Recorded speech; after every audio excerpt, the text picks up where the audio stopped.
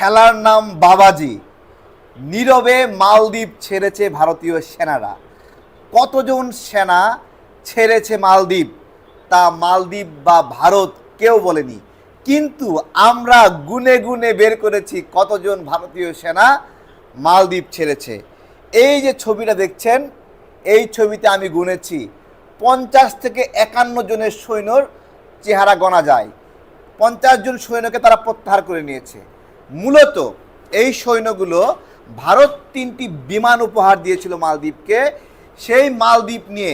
সেই বিমান নিয়ে মালদ্বীপের চারপাশে ঘুরতো আর টহল দিত। আচ্ছা, ভারত নিজের স্বার্থে টহল দিচ্ছিল আর নাম দিয়েছে মালদ্বীপকে বিমান উপহার দিয়েছে। এই ধরনের বিমান মালদ্বীপের প্রয়োজন আছে কিনা বলেন? আজকে ভারত সেনাগুলো প্রত্যাহার করে নিতে বাধ্য হয়েছে। আনুষ্ঠানিকভাবে কোনো অনুষ্ঠান করেনি, চুপি সারে চোরের মতো প্রত্যাহার করেছে এবং এই বিষয়ে তারা স্বীকার করেছে। আসেন আমরা আউটলুকে এই নিউজটা একটু দেখি। বাংলা আউটলুক, মালদ্বীপে বেঁধে দেওয়ার সময়ের মধ্যেই দেশে ফিরে আনা হয়েছে ভারতের সেনাদের। বেঁধে দেওয়ার সময়ের মধ্যে, খেলার নাম বাবাজি। গত বৃহস্পতিবার দেশটি থেকে নিজেদের সব সেনা সরিয়ে নিয়েছে ভারত। গতকাল শুক্রবার উভয় দেশের তরফ থেকে বিষয়টি নিশ্চিত করা হয়েছে। মালদ্বীপের প্রেসিডেন্ট মইজ্জু এক বিজ্ঞপ্তিতে বলেছেন, ভারতের সেনাদের সরিয়ে নিয়েছে নয়াদিল্লি, তবে কতজন সেনা সদস্য সরিয়ে নিয়েছে তা জানানো হয়নি। এদিকে ভারতের পররাষ্ট্র মন্ত্রণালয়ের এক মুখপাত্র বিষয়টি স্বীকার করে জানান, সেনা প্রত্যাহার উপলক্ষে আলাদা কোনো অনুষ্ঠানের আয়োজন করা হয়নি। অনুষ্ঠান করবে কোন মুখে? হ্যাঁ, মালদ্বীপের সর্বশেষ প্রেসিডেন্ট নির্বাচনে ইন্ডিয়া আউট স্লোগান দিয়ে বিজয়ী হন চীনপন্থী হিসেবে পরিচিত রাজনৈতিক নেতা মোহাম্মদ মইজ্জু। নির্বাচনী প্রতিশ্রুতি অনুযায়ী ক্ষমতায় এসেই দেশটিতে অবস্থান করা ভারতীয় সেনাদের বের করে দিতে তোড়জোড় শুরু করেন তিনি। এই নিয়ে দুই দেশের সম্পর্ক ব্যাপক অবনতি হয়েছে। এর আগে ইন্ডিয়ানরা বলতো যে মইজ্জু প্রেসিডেন্ট হলেও প্রধানমন্ত্রী ইন্ডিয়ার পক্ষে আছে, কিন্তু পরবর্তীতে নির্বাচনে কি হলো, সেই প্রধানমন্ত্রীও কিক আউট, প্রধানমন্ত্রী হয়ে গেল মইজ্জুর পক্ষে। ঘটনা খেলা যে খেলার পরে খেলা। এএফপি জানিয়েছে বৃহস্পতিবারের আগে গত মঙ্গলবারের মধ্যে ভারতীয় সেনা মালদ্বীপ ছেড়েছে। মইজ্জুর আগে ভারতপন্থী সরকারের সময় মালদ্বীপকে 3টি বিমান উপহার দিয়েছিল ভারত। এসব বিমানের মাধ্যমে দেশটির বিশাল সামুদ্রিক এলাকা টহল দেওয়া হতো। বিমানগুলো দেখাশোনার জন্য কিছু ভারতীয় সেনা দেশটিতে অবস্থান করছিল। এ বিষয়ে ভারতের পররাষ্ট্রমন্ত্রী মুখপাত্র রণধীর জয়সওয়াল বলেছেন, বিমানগুলো দেখভালের জন্য সেনাদের জায়গায় বেসামরিক প্রযুক্তি বিশেষজ্ঞ নিয়োগ দেওয়া হবে। এদিকে ভারতীয় সেনাদের মালদ্বীপ ত্যাগের ডামাডোলের মধ্যেই বুধবার নয়াদিল্লি সফরে গেছেন দেশটির পররাষ্ট্রমন্ত্রী মুসা জমির। মইজ্জু সরকারের প্রথম কোনো মন্ত্রী হিসেবে দেশটি সফরে যান তিনি।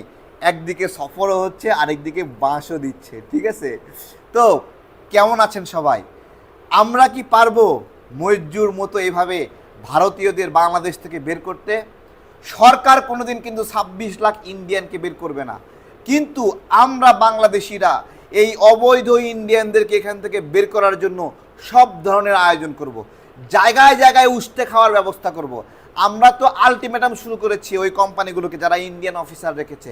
আলটিমেটাম কিন্তু চলছে। যারা যারা আলটিমেটাম শুনবে না, ইন্ডিয়ান দালাল হিসেবে অভিহিত করা হবে, পাশাপাশি তাদের পণ্য বিষয়ে জনগণকে সচেতন করা হবে। এখনও সময় আছে। যে সকল কোম্পানি ইন্ডিয়ান লোকজন নিয়োগ দিয়েছেন, টাইম আছে, বের করে দেন। বাংলাদেশের লোকেরা অনেক বেকার আছে, অনেক কর্মহীন আছে, তাদেরকে নিয়োগ দিতে হবে। আর সবার উদ্দেশ্যে একটা বার্তা, এই যে দেখছেন এগুলো কি বলেন তো? এগুলো কি? এগুলো হলো লিফলেট, টি শার্টের প্যাকেজ। এগুলা এই যে পিছনের দিকে আরও আছে, এদিকে একটু দেখাও তো। এই যে এখানে আরও রয়েছে এগুলো লিফলেট, এগুলো আজকে যাবে। এই যে দেখেন, এই যে দেখাচ্ছি, এখানে সিরিয়াল নাম্বার বসায় দেওয়া হয়েছে। আজকে 100টি স্পটে এই টি শার্ট এবং লিফলেট যাবে। 100টি জায়গায় নিউক্লিয়াসের মতো এইখান থেকে লিফলেটগুলো ছড়িয়ে পড়বে। দেশের মানুষগুলো জানবে ক্যান্সার আক্রান্ত হওয়া ভারতীয় পণ্য কি কি, এবং আমাদের নদীর ওপর আগ্রাসন, সীমান্তে নাগরিক হত্যা, তারপরে ভোটের উপর আগ্রাসন। অনেকেই ভোট দিতে পেরেছেন জীবনে। আমার মতো যে সকল নাগরিক আছে জীবনে একবারও একটা টিপসেল দিতে পারেন নাই, ভোট দিতে পারেন নাই, তাদের অনুভূতি কি? আমরা কিন্তু ভোট ছাড়াই আজকে 32 বছর বয়সে, 33 বছর বয়সে, অনেকে 35 বছর বয়সে পদার্পণ করছে। আমাদের ভোটের কি অবস্থা, আমাদের আবেগের কি অবস্থা? তো এই ভোটাধিকার হরণের জন্য ইন্ডিয়া প্রত্যক্ষ এবং পরোক্ষভাবে জড়িত। যেহেতু জড়িত, তাই বিচার আমাদের, রায়ও আমাদের। যেহেতু আমরা রায় দেব, আমরাই বিচার করব, সুতরাং ভারতের ভাগ্যে কি লেখা হবে এইটাও আমরা নির্ধারণ করব। সীমান্তে খুন হওয়া প্রত্যেকটি নাগরিককে আমাদের মনে প্রাণে ধারণ করছি আমরা। সেই মনে প্রাণে ধারণ করে আমরা এখান থেকে ইন্ডিয়াকে খেদাবো। প্রত্যেকটা নাগরিককে, আমাদেরকে ওরা সীমান্তে গুলি করে হত্যা করেছে না, আমরা ওদেরকে ভাতে মারবো, পানিতে মারবো। আমাদের নদীগুলো পানিতে বন্ধ করে দিয়েছে না, ওরা পানি খায়ে খায়ে মরে যাবে। ওদের কোনো পণ্য আমরা কিনবো না। দেশের নাগরিকরা সচেতন হয়েছে, শোনেন ভালো করে। অনেক দালাল দেশীয় পণ্যের বিরুদ্ধে আকারে ইঙ্গিতে কথা বলা শুরু করছে। এরা ভারতের দালাল, মনে রাখতে হবে। ডাইরেক্ট কিন্তু বলবে না যে ভারতের পণ্য কেন। কি বলবে জানেন? অমুক পণ্য এই সমস্যা, দেশীয় পণ্য নিয়ে এরকম বলবে।